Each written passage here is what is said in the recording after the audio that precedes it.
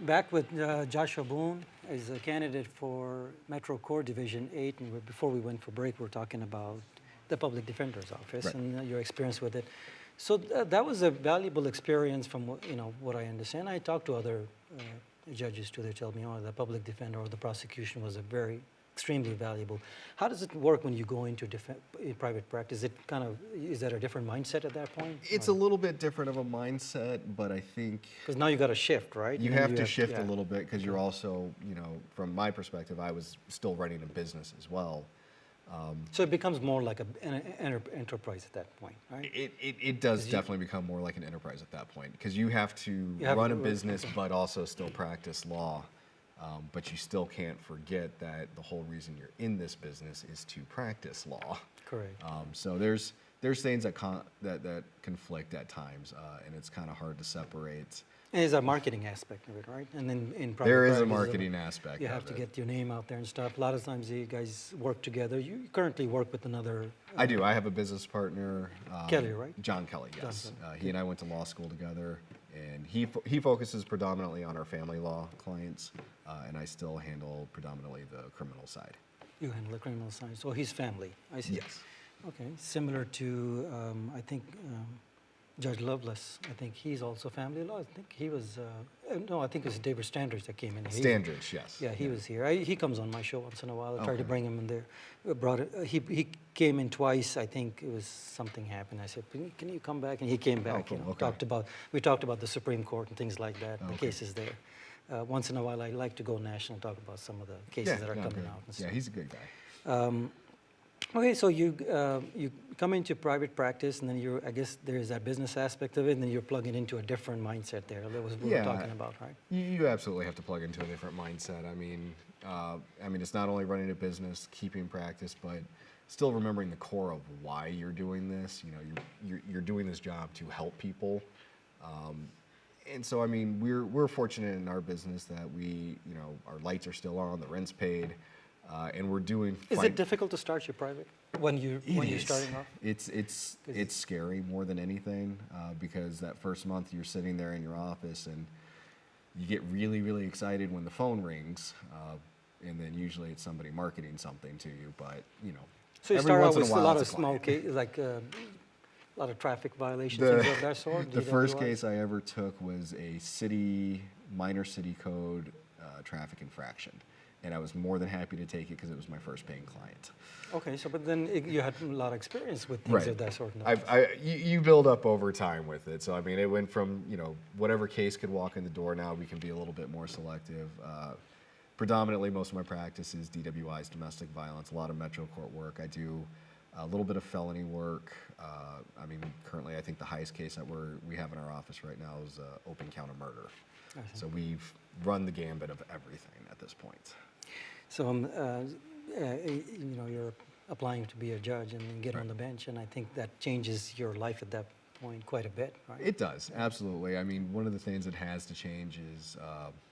Are you ready for that? I mean, everyone has a chance. And I believe I'm ready for it. I mean, you kind of, I don't want to say you have to get rid of friends, but you certainly have to be more aware of what you do and how you come off, because ultimately as judges you always have to remain fair and impartial, and even because a lot of your friends might be attorneys, you still can't give them How does that work because preference. all these attorneys you hung out with, right? And then now you're running for judges. Did they handle it okay? You know what? For the most part, the attorneys do. I mean, and okay they understand. They've grown up. They've been taught the same thing, that, look, judges have to run a little bit differently. They have to act a little bit differently.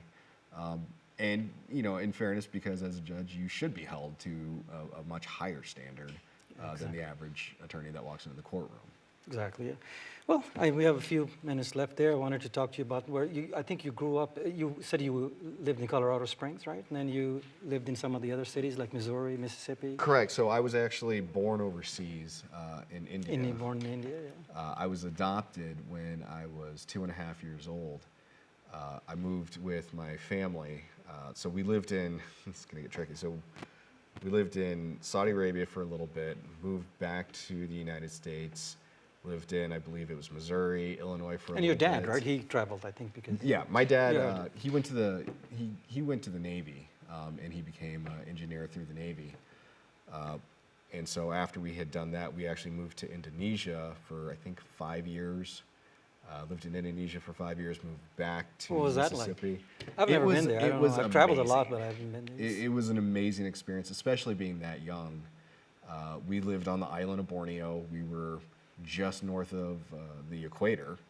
So growing up, it was a very small community, predominantly an American community. But you grew up with kids from England, Australia. One kid was Dutch. I mean, you grew Our up. president lived in Indonesia.